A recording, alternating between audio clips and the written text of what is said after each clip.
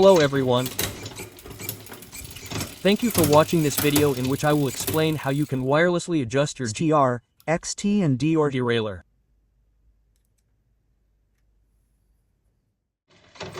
First, we will adjust the derailleur.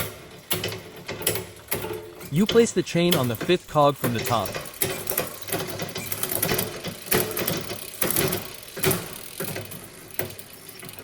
Then you hold the button on the derailleur for more than 5 seconds, so that it turns orange.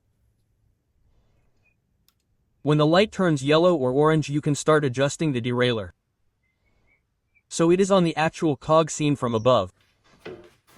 First, you have to make sure that the derailleur just does not jump onto the lead cog. How can you do this? By pressing the shifter. You do this with the X or Y button, depending on how you have set it. This jumps the derailleur 0.1 mm further to the left. So when the derailleur ratchets a lot and just does not want to jump onto the lead cog, it is important to remember that you are shifting 5 times harder.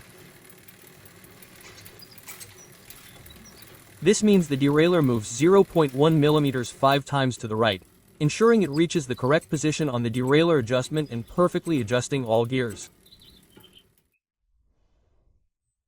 This ensures the chain runs smoothly on the cassette and the derailleur.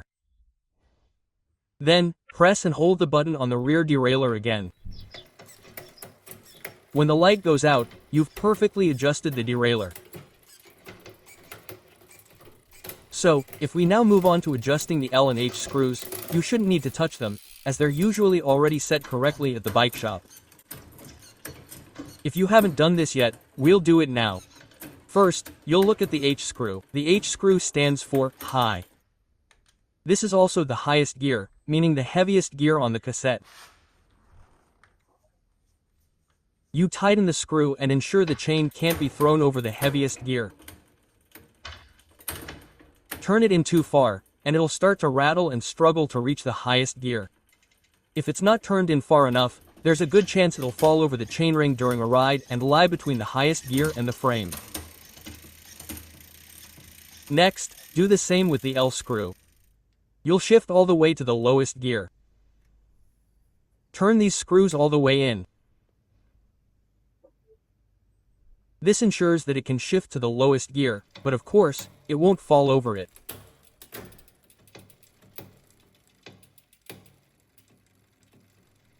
Once you've done this, you've completed the process.